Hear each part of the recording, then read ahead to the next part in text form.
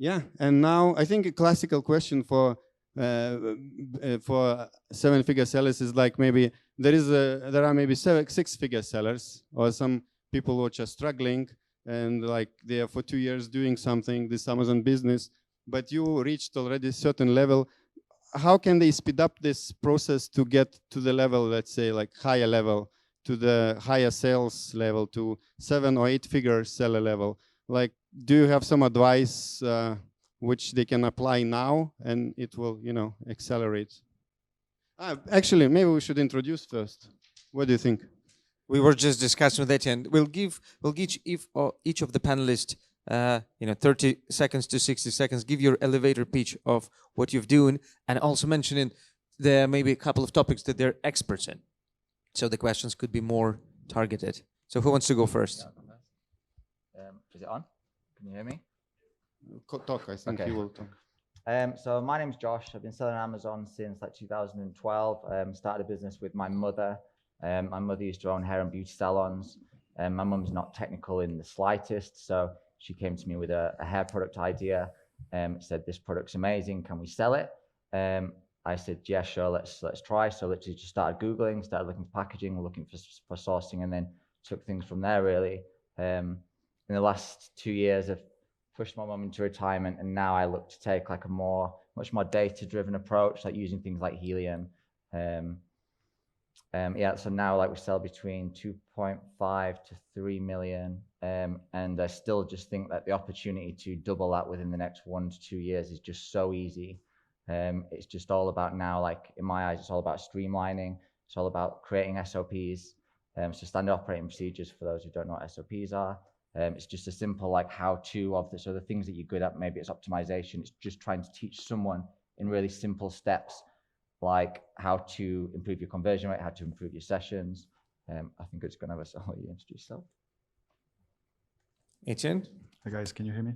I'm Etienne, I'm French. I'm based in Geneva, Switzerland, not for tax reasons, but for family reasons. Tax is also good. I have a marketing background. I worked in big corporations for 10 years and then in startup world. And then at some point I figured out that it was better to do it for myself rather than for someone else. The fun was better, the money was better, and the freedom as well. I've been selling on Amazon since 2017. I was blessed enough to reach 7 figures 12 months after. I don't consider myself an Amazon seller. I consider myself an entrepreneur that chose Amazon as the first distribution channel to launch its brand. The main topic I'm passionate about, and I'll be very happy to share a few ideas about, our business vision, personal efficiency, marketing in general, especially applied to having a business on Amazon, and also general advice on how to survive in this world. Well, we have already a couple of questions. 2 of them relate to freelance and outsourcing. But let's take my question first, please. So from 6-figure to 7-figure, what is the mantra or what is the routine to get there?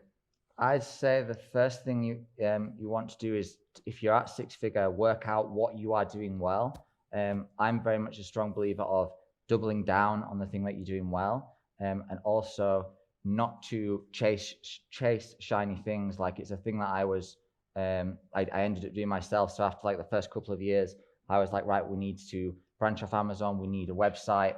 I'm not a website designer.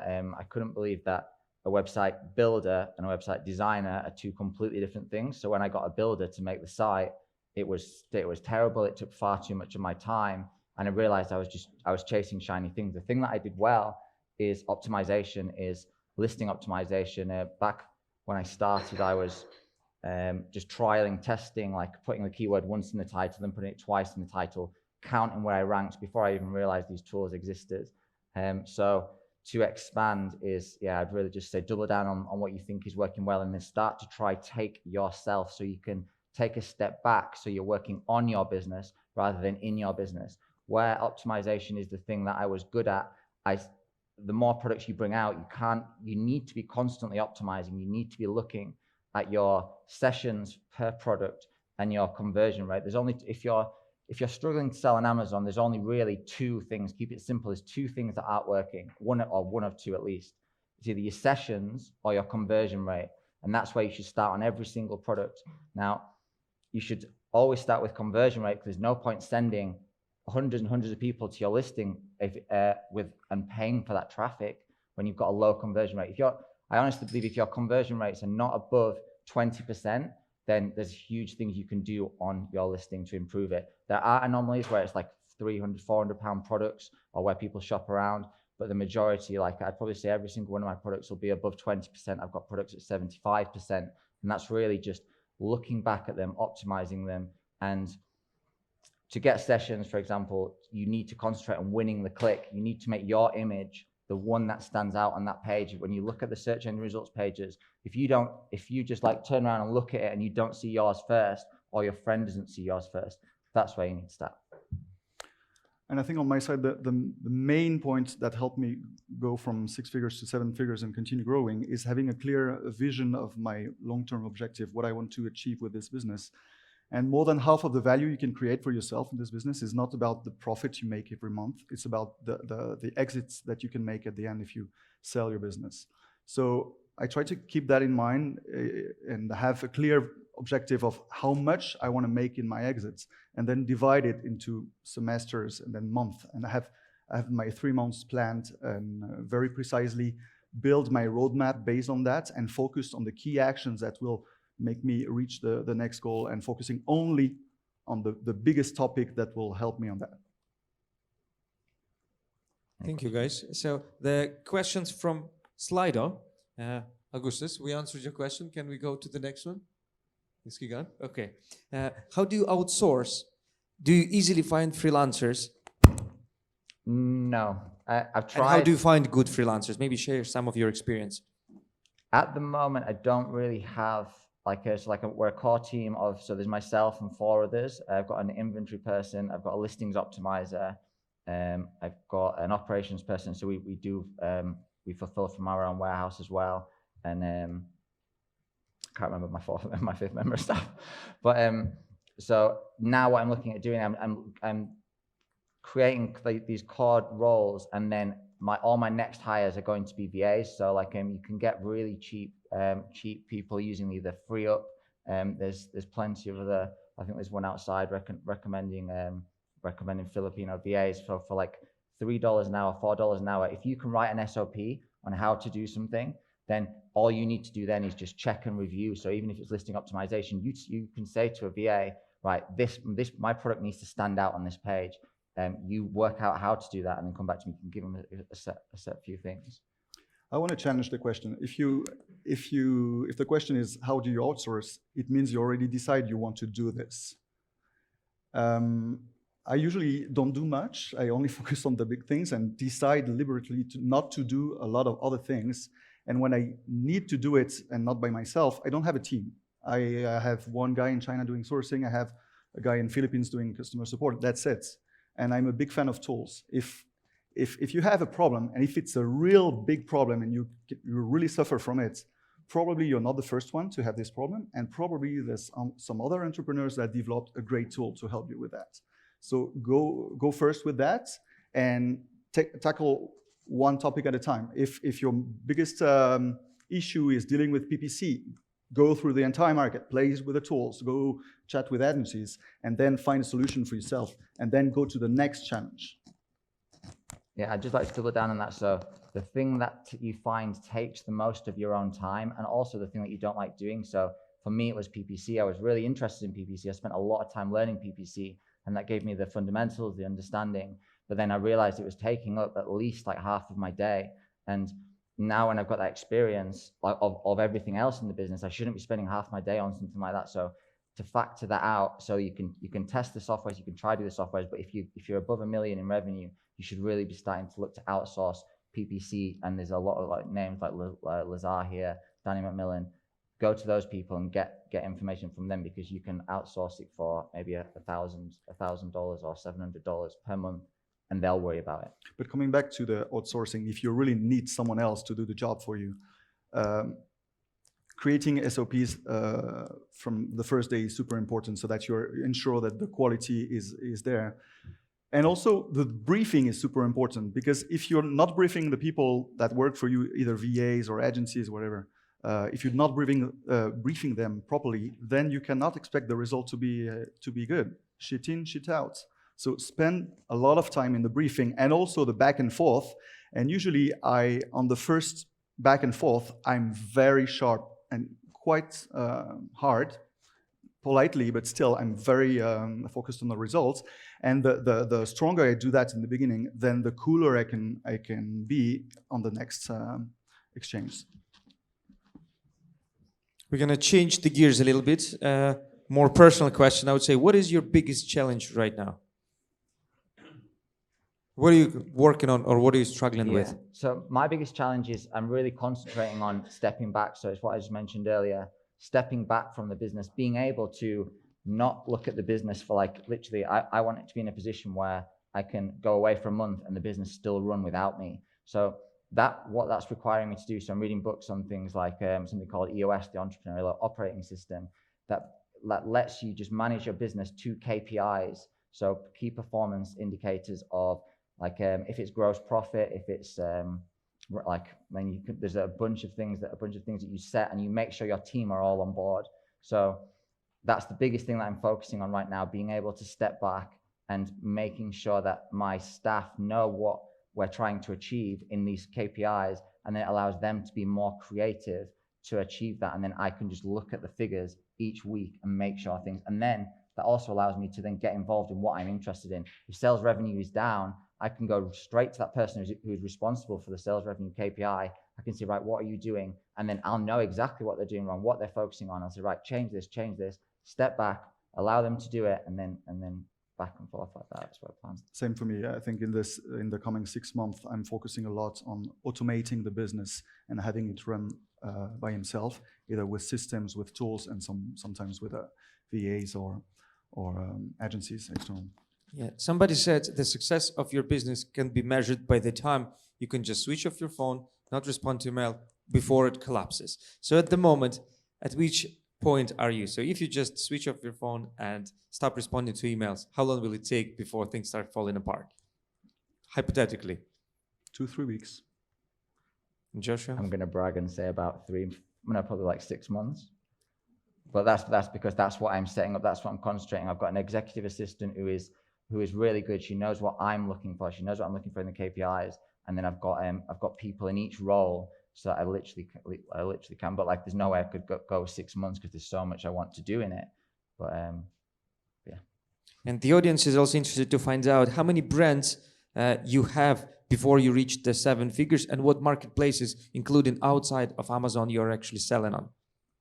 I have one brand only. I started selling in Europe. I just opened the US a few weeks ago, actually. I have one main brand that is doing the 2.5 to 3 million revenue. That one is selling on Amazon Europe, Amazon US, and we've got a Shopify store as well. I've also branched off like with other brands that I've like created with friends, just to say like, I'll help teach as long as you run. Yeah.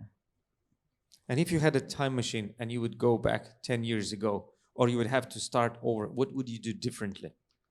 So with all the knowledge that you accumulated, of course. Yeah, like, so if you said time machine, if I sold the business and then started again, there's so many things. I would really keep it super simple. I really would just concentrate on the key things that are making the gross profit.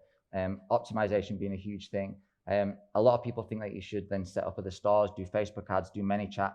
Yes, they're good, but they'll take up a lot of your own time. So really concentrate on the things that are bringing the money in. Just being in the US, having a US seller account and a Europe seller account, you're already diversified. If one of them goes down, then the other one stays up. So I've been like randomly banned and then had to try getting, but at least I had revenue coming from the other place. So I'd strip back the number of products. I'd have ideally 5 products, 10 products, and I'd really well optimize them. I'd make sure that those are the absolute best. And if they're not the best, then I'd say, right, which one is the best? I'd find out through brand analytics, I'd find out. And then I'd compare and then would look, oh, their image stands out. Why does their image stand out? or because it's got a bright pink sticker on, or because it's got right. We need a pink sticker on. How can we make a bigger pink sticker? So like just be constantly reevaluating your own listing, and yeah, just really strip it back and keep it simple. I would invest more in learning. I would invest more in events, trainings, masterminds, and grow faster and learn from my peers. Also, what made the biggest difference in my business life for the past year was having an accountability partner. So each week, we call each other for half an hour and 15 minutes each. We debrief the other on our roadmap and on the key actions we are taking on the next week to match our business objectives. And then the other one challenges in a friendly but firmly way. And this has made me grow a lot. I really encourage you to find anyone in a room. It's easier if it's also someone selling on Amazon, because you can share the same challenges and share best practice. But find anyone that is, don't do that with your partner, don't do that with your friends, because those are always gonna protect the relation first. You need to find someone you don't really know, but you commit to really help each other by challenging. And sometimes I have my partner on the phone and I'm telling him, or sometimes he's telling me, you're bullshitting me so much and you're bullshitting yourself. So go back to your objectives, and probably the time you're spending on this topic, you shouldn't, because this is more important for your business right now. And it helped me a lot. We have another good question from Profit Wells. What are the top 3 metrics, KPIs, that you're measuring regularly now? The daily profit, sessions, conversions. I'm doing sales revenue, even though some people think sales revenue is not a good indicator. I'm doing gross profit, so I'm using a tool called Sellerboard. So like all this data I can just pull off and use Sheets, use Google Sheets to analyze this data.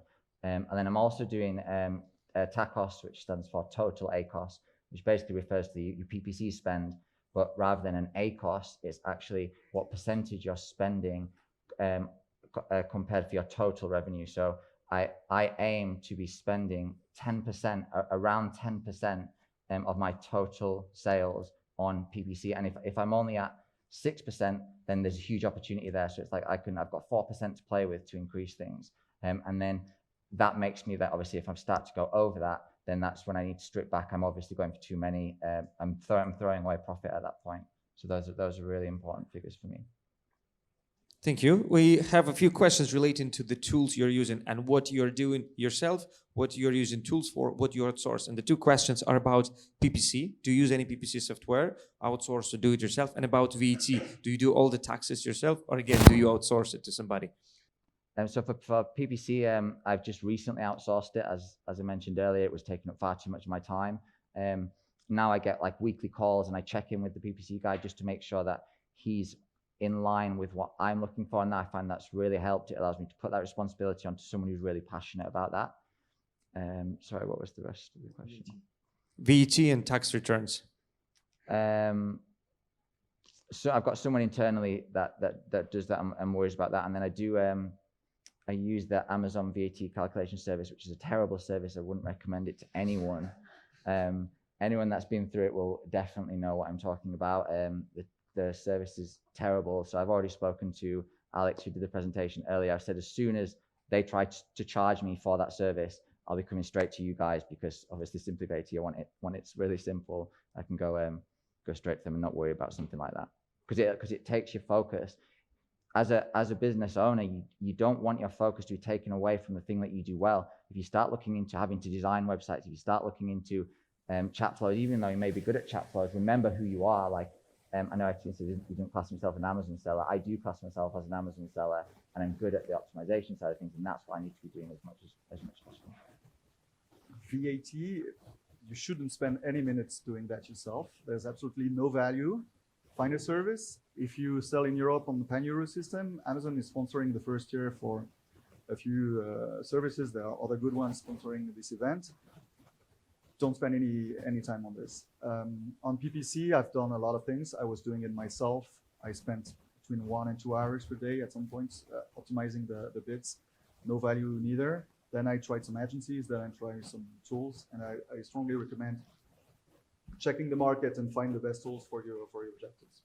So people are asking, could you give examples of the tools that you're actually using? Sellerboard is one. Sellerboard I first learned about when I came to this event last year. Basically, you just plug your, it connects via API and pulls all your Amazon data, and it literally, all you've got to do is, well, you don't have to, but if you put in your cost price of your products, it will tell you every single day what you're actually making. It aggregates the data, it forecasts what you're going to make. It's a really great tool to check it.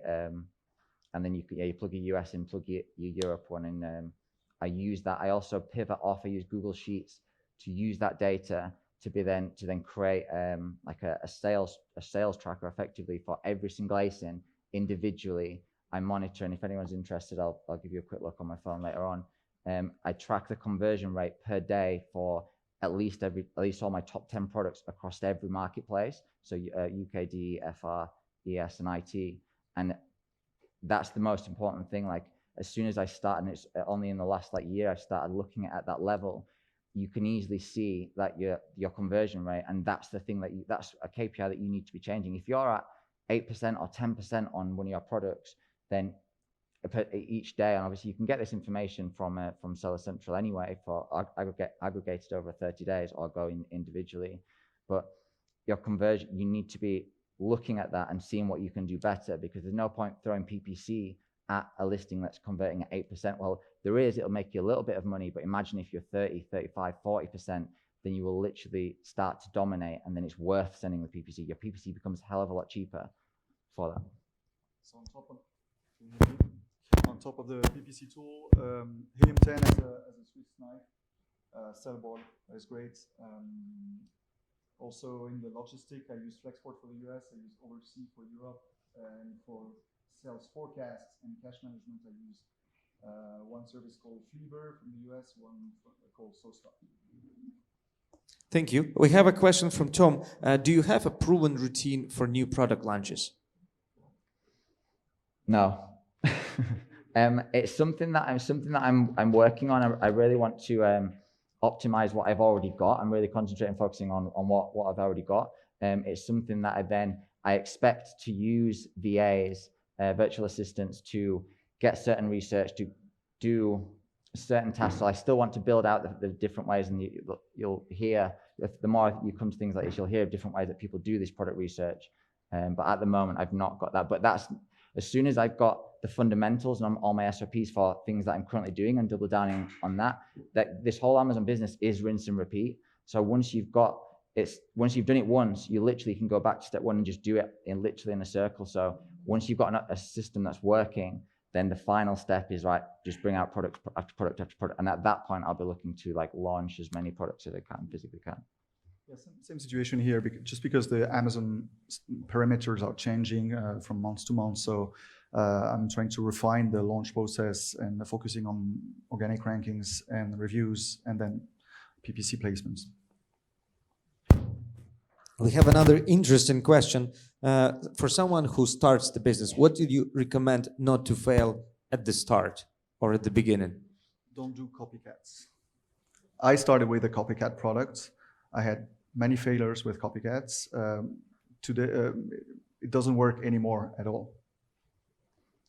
I'd say really focus and concentrate on learning as much as you can, and bring out one product first and do that amazingly well. If you start creating a product, it starts going up there, starts doing a little bit, then you bring out another one, then you'll start to encounter problems early on, and then you'll have cash flow problems. Really concentrate on getting one product that's working amazing. You've got a good return on it before you start to continue.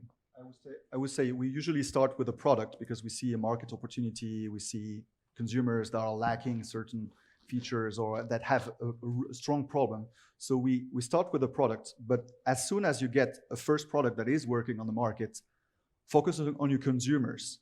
And based on your hardcore consumers, the one that are suffering the most from the problem you're solving with your product, build a brand around it, because those are going to be your strongest advocates. And it was covered in the previous talks.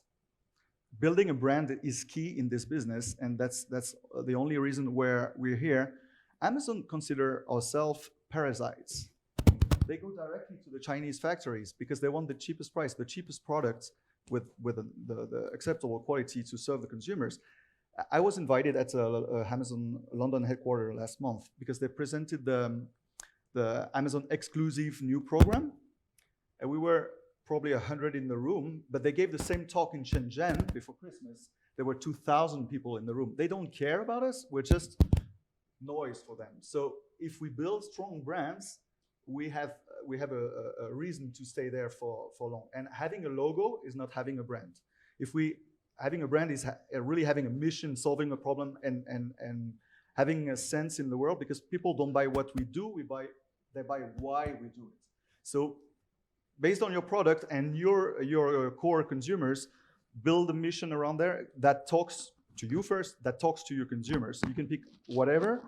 If you want to make good in the world, you can pick any of the 17 UN sustainable goals that they have for the next century, and build your brand around it. Otherwise, we're just dropshipper with stickers. Sorry. So guys, it's we have the last question from Slido, and then we'll wrap up the session. So how many products do you launch? How many new products do you launch per month, and how frequently?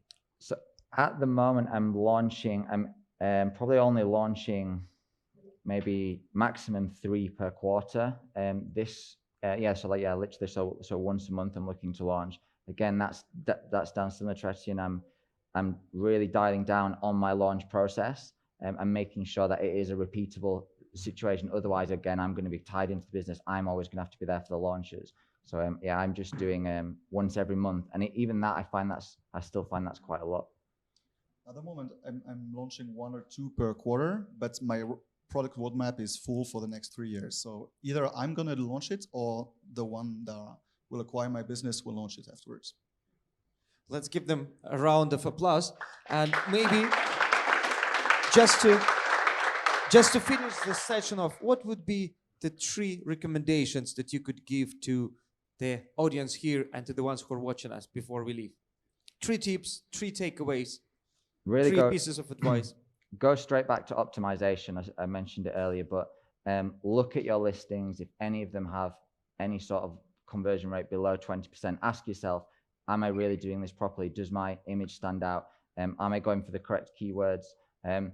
Going more long tail, as Howard was mentioning, is much more important, because by being extremely specific to what you're trying to sell. So if you're selling a footstool, make sure you've got your target market in there, footstool for elderly at home or something like that. And then your conversion rate is going to be a hell of a lot higher. With Amazon, what you're finding, there's more and more of us coming up every single, probably even like day, there's more of us doing the same thing. So when you've got a product like a footstool, previously in retail, one footstool will serve many purposes. But the benefit of Amazon is that you can have footstool for women, footstool for children, footstool for hands, anything like that. It could just be. So really concentrate on your listing. I would say as well, focus on conversion first, and focus on optimizing whatever you have that is already working and that can work better. Second, I would say focus on your long-term key actions, and avoid any noise, avoid any distractions and the fancy bot here and website there, whatever that is not making the biggest impact on your business, and postpone it, or find a way to focus really on something that will move the needle the most for you. And the third point would be an event like this. I like to say that 20% of the value you get from attending an event like this is from the presentation themselves. 40% is about the connections you make during the event and talking with your peers, talking with the service providers, etc. That is great. But there's still 40% is about the follow-up you do with the people you met. So stay in contact next week, have some calls, exchange some ideas, best practice. This is really the core value you're going to get from an event like this. So I'll just repeat that in terms of don't chase shiny things. I can't stress that enough. Don't try. At the start, you are every hat in your business. So really try limit that. Really try work out what you're doing, and then, like I said, double down on that thing. If you do one thing, you change an image, and it starts to increase sales, work out why, and do that for every single one of your products. If you do some new keyword research, Like everyone should be constantly learning. That's why you're here. So if you do some keyword research, a new way it works, you improve your conversion rate, you improve your sessions, then go back and make sure you work out exactly what you've done and then do that on all of your products. Double down on what's working. Joshua, Etienne, again, big thank you for sharing your experience. If you guys have any questions left, please find them after the session in the lobby with the drink or beer, as somebody suggested, and I'm pretty sure they will be happy to answer. So now we are wrapping up, Augustus. Yes, so thank you very much, Etienne and Joshua.